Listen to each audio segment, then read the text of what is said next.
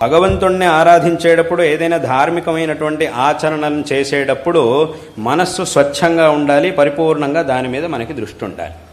కాబట్టి ఇలాంటప్పుడు ఎవరైనా వచ్చి మనల్ని స్పృశించడం కానీ ఇలాంటిది ఏదైనా చేసినప్పుడు ఏమవుతుందనంటే మన మనస్సు ఒక విధమైనటువంటి వికారాన్ని పొందుతుంది. ఆ వికారాన్ని పొందినప్పుడు ఏముందంటే మనం చేయవలసినటువంటి పని వైపు కొంచెం మన భావన అనేది తగ్గుతుంది, ఆ దృష్టి అనేది తగ్గుతుంది. అంటే ఇప్పుడు కొంతమంది ఉండొచ్చు, చాలా మేధావంతులు, చాలా నిగ్రహం కలిగినటువంటి వాళ్ళు ఉండొచ్చు కొంతమంది. వాళ్ళని ఎవరు ముట్టుకున్నా ఏం చేసినా వాళ్ళ మనస్సుకి ఏ విధమైనటువంటి వికారము కలగకపోవచ్చు. అటువంటి మహాత్ములు చాలామంది ఉంటారు లోకంలో.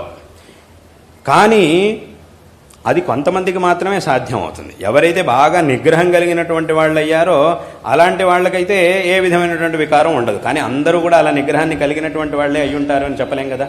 సాధన మొత్తం పూర్తయినటువంటి వాళ్ళు ఎవరైతే ఉంటారు, సాధనలో చాలా ఉత్కృష్టమైనటువంటి స్థితికి వెళ్ళిన వాళ్ళకైతే ఆ నిగ్రహం అనేది ఉంటుంది. కాబట్టి ఎవరు ముట్టుకున్నా ఎవరు ముట్టుకోకపోయినా వాళ్ళ మనస్సులో వీళ్ళు ఎవరిని ముట్టుకున్నా వాళ్ళు వచ్చి వీళ్ళని ముట్టుకున్నా ఏ విధమైనటువంటి నిగ్రహం వాళ్ళ మనస్సులో ఉండదు.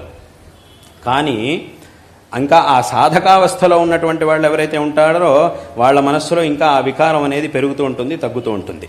కాబట్టి అటువంటి వాళ్ళను కనుక ఇప్పుడు ఇలా ఎవరైనా ముట్టుకోవడం కానీ ఇలా ఏదైనా చేసినప్పుడు ఏమవుతుందంటే ఆ మనస్సు వికారాన్ని పొందడం మాత్రమే కాకుండా తర్వాత ఏముంది, ఎవరైనా ముట్టుకున్నారన్నప్పుడు దీనివైపు దృష్టి తగ్గిపోయి ఇంకా దాని గురించే ఆలోచించడం మొదలెడతారు. అలా కూడా అవుతుంటుంది, చాలామందికి అలా అవుతూ ఉంటుంది ఆ నిగ్రహం లేనటువంటి వాళ్ళకి. కాబట్టి అప్పుడు ఏమవుతుందంటే వాళ్ళకి దీని మీద దృష్టి తగ్గిపోయేటటువంటి అవకాశం ఉన్నది. అందుకోసం ఏం చేశారు అనంటే ఇప్పుడు ఎవరికి నిగ్రహం ఉంది ఎవరికి నిగ్రహం లేదు అనేటటువంటి దాన్ని కనిపెట్టి ఒక్కొక్కళ్ళ దగ్గర ఒక్కొక్క విధంగా చేయడం అనేది సాధ్యం కాదు. కాబట్టి అన్ని చోట్లకి సామాన్య నియమంగా ఇలాగే చెయ్యాలి అని ఒక నియమాన్ని ఏర్పరిచారు. ఇప్పుడు రోడ్డు మీద వెళ్తూ ఉంటాం, ఇటువైపే వెళ్ళాలి, ఇలాగే వెళ్ళాలి అని ఉంటుంది. ఇటువైపు ఎందుకు వెళ్ళాలి, ఇటువైపు వెళ్తే ఏమన్నా అవుతుందా, అందరికీ ఏదో అయిపోతుందనేం లేదు కదా. ఒకవైపు ఇటు ఫలానా వైపు వెళ్ళాలి అని ఉంటుంది. అటువైపు వెళ్లకుండా ఎదురుకుండా వెళ్తే ఏమవుతుంది, అందరికీ వెళ్ళిన ప్రతివాడికి ఏదో వెళ్ళిన వాళ్ళలో చాలామందికి అయి ఉండొచ్చు. కానీ అలాగని ప్రతివాడికి ఏదో అవుతుంది అనేం లేదు. కానీ ఎవరికి అవుతుంది ఎవరికి అవుతుంది అనేదాన్ని మనం ఎలా చెప్పగలుగుతాం? కొంతమందికి అవుతుంది, కొంతమందికి అవ్వకపోవచ్చు. అందుకోసం ఏం చేశారు అనంటే ఎవరు కూడా వెళ్ళకూడదు. అయ్యేటటువంటి సాధ్యత ఉంది కాబట్టి ఎవరు కూడా ఇటువైపు వెళ్ళకూడదు, ఎవరైనా సరే ఇట్టించే వెళ్ళాలి అని చెప్పేశారు. ఎక్కడైనా కూడా ఇలాగే జరుగుతుంది. ఇప్పుడు ఒక పుట్ట ఉందనుకోండి, ఆ పుట్టలో పాము ఉందో లేదో తెలియదు, ఉండొచ్చు లేకపోవచ్చు.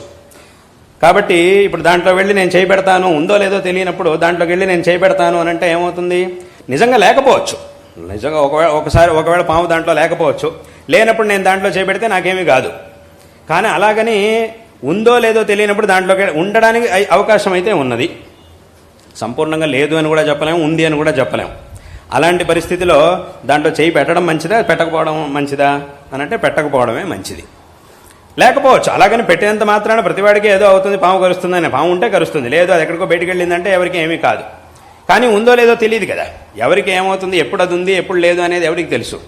కాబట్టి దాంట్లో చేపెట్టకుండా ఉండడం మంచిది అనేటటువంటి ఉద్దేశంతో ఈ నియమాలన్నింటినీ కూడా అన్ని చోట్ల ఎక్కడైనా కూడా నియమాలని చేయడం జరుగుతుంది.